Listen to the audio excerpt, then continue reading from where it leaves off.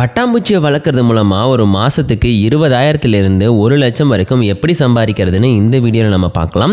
பொதுவாக பட்டாம்பூச்சி வளர்ப்பு அப்படிங்கிறது பார்த்துட்டிங்கன்னா பெருமளவில் இந்தியாவிலேயோ இல்லைன்னா சர்வதேச நாடுகள்லேயோ பார்த்துட்டிங்கன்னா அதிகமாக பண்ணக்கூடிய விஷயம் கிடையாது. ஏன் அப்படின்னு பார்த்தீங்கன்னா பட்டாம்பூச்சிகளால் பெருசாக எந்த விதமான லாபம் அப்படிங்கிறது நமக்கு கிடைக்காதுன்னு தான் பல பேர் நினச்சிட்டு இருக்காங்க.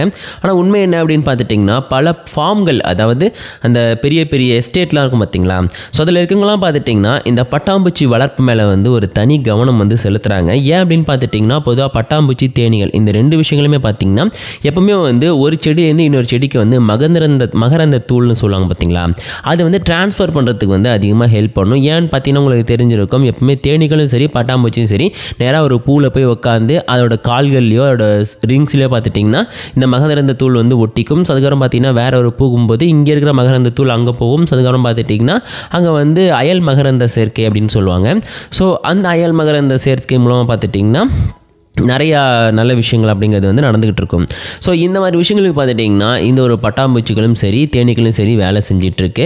ஸோ இதில் பார்த்துட்டிங்கன்னா நம்ம தேனீக்களை பற்றி ஆல்ரெடி ஒரு வீடியோ பண்ணியிருக்கோம். அதனால் பட்டாம்பூச்சியோடைய வளர்ப்பு அப்படிங்கிறது பார்த்திங்கன்னா எப்படி இருக்கும், ஸோ உங்களுக்கு எந்த வகையில் பார்த்திங்கன்னா பட்டாம்பூச்சி வளர்ப்புங்கிறது லாபத்தை தரப்போகுது அப்படிங்கிறத சுருக்கமாக சொல்லிடுறேன். பொதுவாக பட்டாம்பூச்சி வளர்ப்பை பொறுத்தவரையும் பார்த்துட்டிங்கன்னா நீங்கள் பெருசாக எஃபோர்ட் பண்ணணும் அப்படிங்கிற அவசியமே கிடையாது. சிம்பிளாக பார்த்திங்கன்னா பட்டாம்பூச்சிகளுடைய அந்த புழு கூட்டுகள்னு சொல்லுவாங்க. ஸோ அது ஒரு முட்டைகள், அதை பத்திரமா அடகாத்தாலே போதும். அது பார்த்தீங்கன்னா கொஞ்சமாக பட்டாம்பூச்சிகளாக மாற ஆரம்பிக்கும். ஸோ ஒரு ஃபார்மில் வச்சு அடைச்சி வளர்க்குறது அப்படிங்கிறது பாசிபிளே இல்லாத விஷயம். ஏன்னா பட்டாம்பூச்சியை பொறுத்த வரைக்கும் அது பல லட்சக்கணக்கான ஏக்கர்களை தாண்டி ட்ராவல் பண்ணக்கூடிய ஒன்று. அதனால் பார்த்துட்டிங்கன்னா மோஸ்ட்லி நிறைய பேர் என்ன பண்ணுவாங்க, பெரிய பெரிய ஏக்கர் கணக்கில் இருக்கக்கூடிய இடத்துல பார்த்துட்டிங்கன்னா அந்த நெட்டுன்னு சொல்லுவாங்க பார்த்தீங்களா, வலைகள், அதை வாங்கி கட்டி அதுக்குள்ளே தான் பார்த்துட்டிங்கன்னா இந்த பட்டாம்பூச்சியை வளர்ப்பாங்க. ஸோ இந்த பட்டாம்பூச்சி இந்த முட்டையை பொறிக்குது பார்த்தீங்களா, ஸோ அந்த ஒரு முட்டையிலேருந்து வரக்கூடிய பட்டாம்பூச்சியை நம்ம குட்டிலேயே பிடிச்சி அதை நம்ம வேறு ஒரு ஃபார்மில் இருக்கவங்களுக்கு விற்கிறோம் அப்படின்னு வச்சுங்க, பெரிய பெரிய எஸ்டேட்டில் இருக்கிறவங்களாம். ஸோ அங்கே இருக்கக்கூடிய அந்த பொருட்கள் அப்புறம் உணவு சம்மந்தப்பட்ட விஷயங்கள் அதெல்லாம் பார்த்துட்டிங்கன்னா இந்த பட்டாம்பூச்சி வளர்ப்புன்றது அவங்களுக்கு உதவி செய்யும்.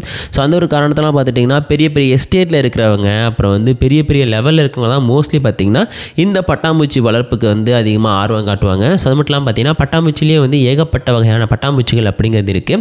ஸோ அதனால் பார்த்திங்கன்னா அதை பற்றி எக்ஸ்பெரிமெண்ட் பண்ணுறதுக்குமே நிறைய பேர் பட்டாம்பூச்சிகளுடைய அந்த கூடு, முட்டை, அவனோட பாடிஸ் அதெல்லாத்தையும் பார்த்துட்டிங்கன்னா கேட்பாங்க. ஸோ அது மூலமாக பார்த்துட்டிங்கன்னா நல்ல லாபம் அப்படிங்கிறத பார்க்க முடியும். மோஸ்ட்லி இந்த சைனா பக்கத்தில் பார்த்துட்டிங்கன்னா இந்த ஒரு பட்டாம்பூச்சி வளர்ப்புங்கிறது ஒரு மிகப்பெரிய வியாபாரமாகவே நாளுக்கு நாள் மாறிட்டு இருக்குது. அது மட்டும் இல்லாமல் பார்த்திங்கன்னா அவங்க தான் எது கிடைச்சாலும் சாப்பிடுவாங்களே, அதுமாதிரி பார்த்திங்கன்னா குண்டா கொழுன்னு இருக்கக்கூடிய பட்டாம்பூச்சிகள் இருக்குது பார்த்திங்களா, ஸோ அந்த பட்டாம்பூச்சிகளையுமே பார்த்திங்கன்னா அவங்க வறுத்து சாப்பிட்டுட்டு இருக்காங்க. ஸோ இந்த மாதிரி பட்டாம்பூச்சிகளை வறுத்து சாப்பிடும்போது அவங்களுக்கு நல்ல லக்கு கிடைக்கும் அப்படின்ற ஒரு ஃபேக்கான நம்பிக்கை அப்படிங்கிறது இருக்குது. ஸோ அந்த ஒரு காரணத்தில் பார்த்துட்டிங்கன்னா பட்டாம்பூச்சியை ஜஸ்ட்டு ஒரு அழகான பொருளாவோ இல்லைன்னா மகரந்த சேர்க்கைக்கு ஹெல்ப் பண்ணக்கூடிய ஒன்றாவோ மட்டும் அவங்க பார்க்குறது கிடையாது. ஸோ அதையும் தாண்டி பார்த்துட்டிங்கன்னா ஒரு ஃபுட் ஐட்டமாகவுமே அவங்க கன்சிடர் பண்ணுறாங்க. ஸோ சைனாவை பொறுத்த வரைக்கும் எல்லா வகையான விஷயங்களையுமே சாப்பிடுவாங்க அப்படின்ற காரணத்தெல்லாம் பார்த்துட்டிங்கன்னா அவங்க கண்டிப்பாக இந்த பட்டாம்பூச்சியோடைய அந்த ஒரு கறி அதுவும் அவ்வளோ டேஸ்ட்டாலாம் இருக்குங்க. இவ்வளோ தாங்க இருக்கும். சிம்பிளாக அவங்களுடைய கட்டை விரல் இருக்குது பார்த்திங்களா, அதில் இருக்கிற அளவு கூட பார்த்திங்கன்னா அதுக்குள்ள கறி இருக்காது. ஸோ அதை போய் பார்த்துட்டிங்கன்னா பிடிச்சி வறுத்து இல்லை பொறிச்சு சாப்பிட்றத பார்த்துட்டிங்கன்னா சைனாவை சேர்ந்தவங்க வேலையாக வச்சு சுற்றிட்டு இருக்காங்க. ஸோ அதோட டேஸ்ட் அப்படிங்கிறது பார்த்துட்டிங்கன்னா ஒரு இறால், அது இறால்னு சொல்லுவாங்க, நீங்கள் பார்த்துருப்பீங்க, இந்த ப்ரான் இல்லைனா ஷ்ரிம்ப்னு சொல்லுவாங்க பார்த்தீங்களா, ஸோ அதோட டேஸ்ட் அளவுக்கு இருக்கும் அப்படின்னு சொல்லிட்டு பல பேர் சொல்லியிருக்காங்க. பட் இருந்தாலும் உணவுக்காக பட்டாம்பூச்சியை வளர்க்குறது அப்படிங்கிறது பெரும்பாலும் சைனாவில் மட்டுமே நடக்கக்கூடிய விஷயம். மற்ற ஒரு கண்ட்ரிலெலாம் உணவுக்காக ஏதாச்சும் பட்டாம்பூச்சியை வளர்க்குறாங்களா அப்படின்னு கேட்டிங்கன்னா பெரிய சைஸ் பட்டாம்பூச்சியை வளர்க்குறதுக்கான வாய்ப்புகள் இருக்கிறதா சொல்கிறாங்க. அதே பார்த்திங்கன்னா இந்த யூரோப் சைடு இந்த சைட்லாம் பார்த்துட்டிங்கன்னா பட்டாம்பூச்சி பெரிய பெரிய சைஸில் இருக்கும். ஸோ அதை பார்த்துட்டிங்கன்னா மக்களுடைய பஞ்சகாலத்தில் இந்த பஞ்சம்னு சொல்லுவாங்க பார்த்தீங்களா, அது வர டைமில் மோஸ்ட்லி இந்த ஒரு பட்டாம்பூச்சி எடுத்து சாப்பிடுவாங்க. மற்ற டைம் பார்த்துட்டிங்கன்னா பட்டாம்பூச்சி வளர்ப்பு அப்படிங்கிறது பெருசாக மற்றவங்க இல்லை கன்சிடர் பண்ணுற அளவுக்கு பார்த்துட்டிங்கன்னா எந்த ஒரு விஷயத்தையும் இது வரைக்கும் அவங்க அவ்வளோ யூஸ் பண்ணிக்கல. ஸோ எது எப்படி இருந்தாலுமே இந்த பட்டாம்பூச்சி வளர்ப்பு அப்படிங்கிறது ரொம்ப காம்ப்ளிகேட்டடான ஒன்று. அது கூட பார்த்துட்டிங்கன்னா ரொம்பவே மக்களுக்கு உதவி பண்ணக்கூடிய ஒன்று அப்படின்னு சொல்லலாம். ரொம்ப கம்மியான செலவுலேயே பார்த்திங்கன்னா நீங்கள் அழகாக பட்டாம்பூச்சி வளர்ப்பு அப்படிங்கிறது பண்ணலாம். ஏன்னா ஃபுட்டே இது கிடையாதுங்க, ஜஸ்ட்டு நீங்கள் ஒரு இடத்துக்குள்ளே வச்சு வளர்த்தா மட்டும் போதும். ஸோ அதோட முட்டைகளை எடுத்து சேல் பண்ண வேண்டியது மட்டும்தான் நம்மளுடைய வேலை. ஸோ அதை மற்றபடி பார்த்திங்கன்னா பட்டாம்பூச்சிக்குன்னு வந்து ஏதாச்சும் மெயின்டெனன்ஸ் காஸ்ட் இருக்கா அப்படின்னு கேட்டிங்கன்னா சுத்தமாக கிடையாது. ஏன்னா பட்டாம்பூச்சி வந்து தேனீக்கள் மாதிரி வந்து நீங்கள் பீ ஹைவ் கட்டி அதுக்குள்ளே வந்து வளர்க்கணும்னு கூட அந்த அவசியமே கிடையாது.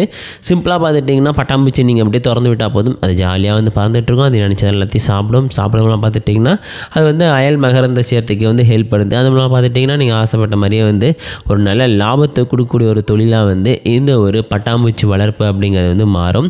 ரொம்ப ரொம்ப ரொம்ப முக்கியமான ஒரு விஷயம். யாருமே வந்து பார்த்துட்டிங்கன்னா இந்த ஒரு பட்டாம்பூச்சி வளர்ப்பை மிஸ் பண்ணாதீங்க.